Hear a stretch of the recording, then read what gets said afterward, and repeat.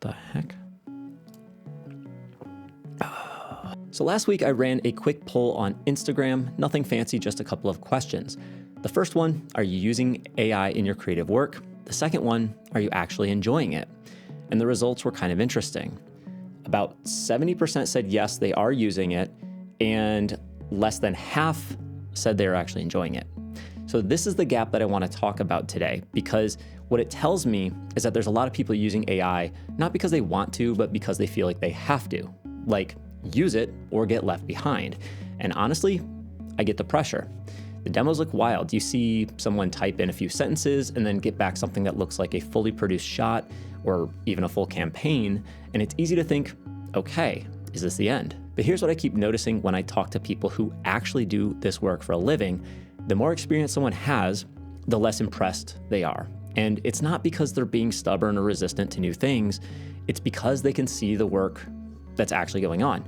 And right now, what AI is producing mostly doesn't hold up. It's not consistent enough, it's not detailed enough, you can't control it precisely enough to hand something off to a client or a marketing team and say, yeah, this is good to go. Now, it looks great at a glance, but in front of a creative director, it falls apart pretty quickly. So at least for now, skilled artists are still very much needed to produce the stuff that actually ships. Now, here's something I think is worth understanding on a slightly more technical level, and I promise I'll keep this simple. When we work in 3D, we're working in actual space. There's width, height, depth. Our products have real volume. We can move the camera around them, look at them from any angle and lighting, the reflections, the shadows. They all update correctly because they're based on real geometry and a physics engine. Generative AI mostly doesn't work that way. It works in what you'd basically call a flat space, width and height. It's looking at a massive collection of images it was trained on, and it's making a really educated guess about what things should look like, but it doesn't actually understand the object. There is no real geometry there. And that's the big deal, because it means you can't reliably get consistent results across multiple camera angles. You can't control exactly how a specific material behaves. You can't say, I need this product to look exactly like this across 12 different shots for a full campaign. The tool just doesn't have that kind of precision yet. Okay, so here's the part I think a lot of people are not talking about. Even setting aside whether AI can do the work, for a lot of us, there's much more personal reason why the idea of handing creative work off to a prompt doesn't really appeal. Think about what draws someone to this type of work in the first place. It's not just making pretty pictures, it's problem solving. A client gives you a product, a brand guide, a deadline, a rough idea of what they want, and then you've got to figure everything out. What's the lighting gonna look like? What environment does the product live in? What angle tells the best story? What materials feel right?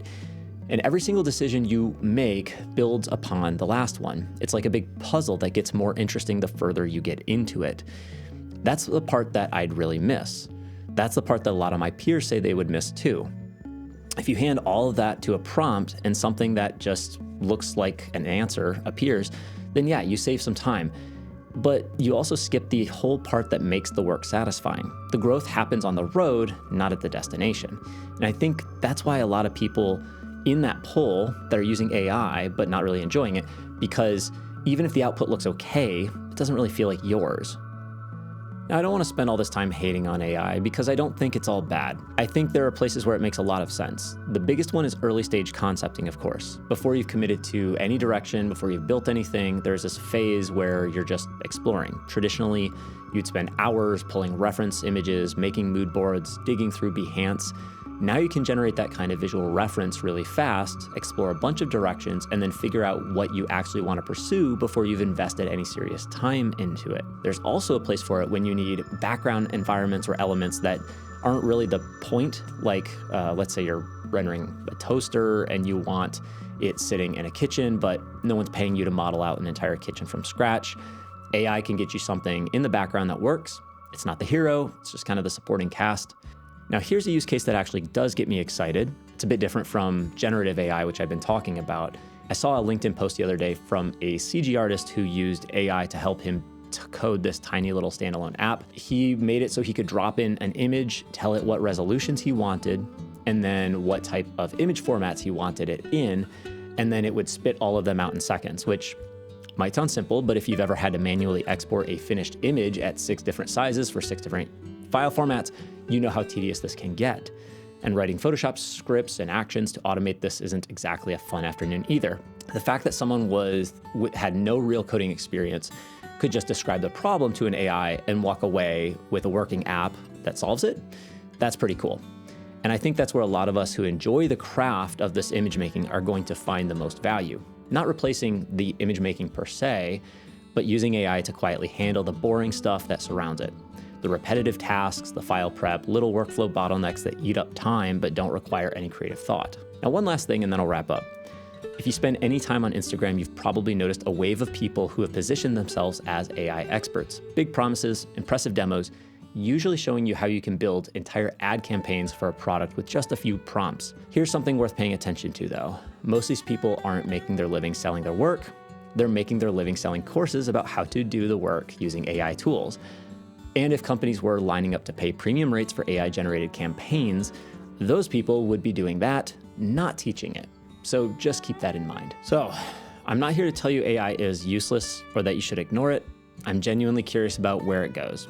I'll be spending more time with these tools soon, and I'll share what I find. But if you've been feeling anxious about the stuff, like maybe you're already behind or maybe your skills are becoming less relevant, I just want to offer a different perspective. If you're someone who can produce work that holds up to professional scrutiny, you're not in danger right now. The thing worth investing in is getting better at the craft. That's what keeps you valuable. That's what no tool can replicate at this time.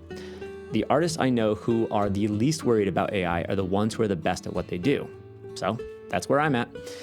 If you have thoughts on this, if you're using AI in your work and loving it or hating it, or somewhere in between, I'd genuinely love to hear about it. Drop a comment down below. And until next time, happy rendering.